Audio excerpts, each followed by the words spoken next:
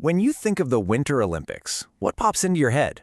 Is it the incredible skill of the athletes, that swell of national pride, or maybe just the pure gleam of a gold medal?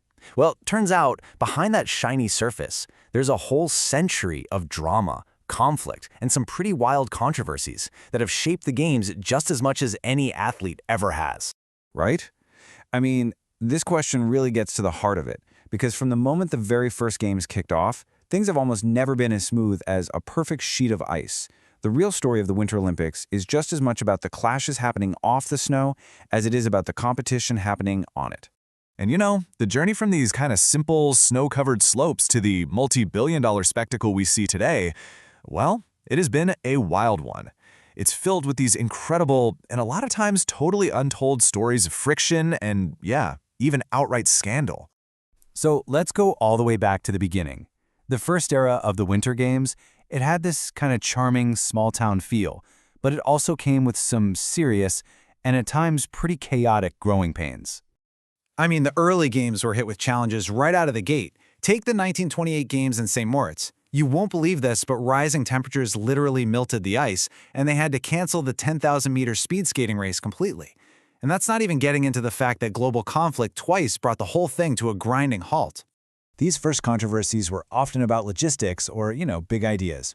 We're talking about things like accusations of bad hand timing, literally fighting with Mother Nature, and a huge debate in 1936 over who was even allowed to compete. They actually banned ski instructors because they were considered professionals. These were really just the first little hints of the much bigger battles that were on the horizon. Okay, so after World War II, the games started to get bigger, and with that global expansion came a whole new level of international tension. The problems weren't just about melting ice anymore. They were about global power struggles. Get this. Picture the 1948 games in St. Moritz. It's time for the ice hockey tournament, and two different teams from the United States show up, and they're both claiming to be the official U.S. team. The IOC had no idea what to do, so at first they just barred them both. It was a total mess that didn't even get fully sorted out for another year. So yeah, the stakes were getting higher, and so were the suspicions. The word sabotage actually started creeping into the Olympic vocabulary, which is a pretty clear sign that the friendly competition was starting to get a much harder, more cynical edge. So when the U.S. bobsleds were found damaged, the immediate cry was sabotage. Now, a truck driver did later admit that he had caused the damage by accident, but the fact that everyone's first assumption was foul play, that tells you everything you need to know about the tense atmosphere of those post-war games. All right, let's jump into the era where the Olympics basically became a full-blown battleground for ideology. Every single medal, whether it was won or lost, was seen as a victory or a defeat for either capitalism or communism. This was the Cold War, and it was played out on ice and snow. And at the absolute core of this Cold War conflict was this huge disagreement about what an Olympian should even be. The West was all about the amateur ideal, athletes with day jobs who were just competing for the love of the sport. But meanwhile, the Eastern Bloc had state-sponsored amateurs. Officially, these athletes were soldiers or students, but in reality, the state was paying them to train full-time. This created this massive imbalance and, not surprisingly, decades of resentment. And that resentment, it just boiled over in 1968. Look, when the International Olympic Committee itself calls something the greatest controversy in its history, you know it's a big deal. And this one involved the Austrian superstar Karl Schranz and France's national hero Jean-Claude Killy in his super dramatic slalom race. So 4 years after that crazy slalom race, Schranz, one of the most famous skiers on the planet, was basically made an example of. The IOC, led by its president Avery Brundage, banned him from the 72 games for being a professional on the sly, pointing out that he was making around $50,000 a year. A lot of people saw this as total hypocrisy, especially given how openly professional the Eastern Bloc athletes were. So as we move into the modern media age, the whole nature of Olympic controversy shifts again. With TV beaming the games into every living room on the planet, scandal suddenly became primetime entertainment, and the influence of big money became impossible to ignore. And honestly, there is no bigger example of a media-fueled Olympic scandal than the story of two American figure skaters back in 1994. It was a rivalry that took a really dark and violent turn right before the Lillehammer Games. Yeah, the drama that captivated the entire world wasn't about what happened during a routine. It was about a criminal act, one designed to keep one of the top skaters from ever even getting on the ice at all. This story was seriously like something out of a movie. Nancy Kerrigan, a top contender for the gold medal, is attacked. The plot gets traced back to the inner circle of her main rival, Tonya Harding.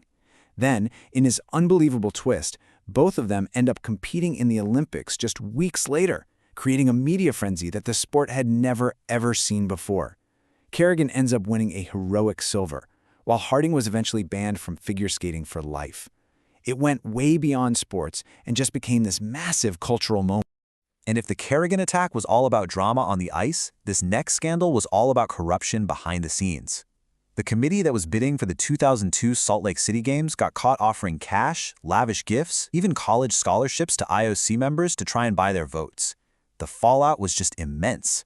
It led to the expulsion of multiple IOC officials and created this huge crisis of credibility for the entire Olympic movement. So that brings us to the 21st century, where the sheer scale of the games, and yeah, their controversies, has just exploded. We're not talking about issues that involve billions of dollars and can affect the fates of entire nations.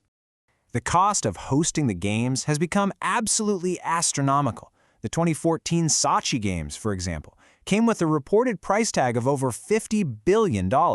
An incredible amount of money like that, well, it inevitably raises some pretty serious questions about corruption, waste, and who is really benefiting from all of this. And right after those expensive Sochi Games came what might be the biggest scandal of the modern era.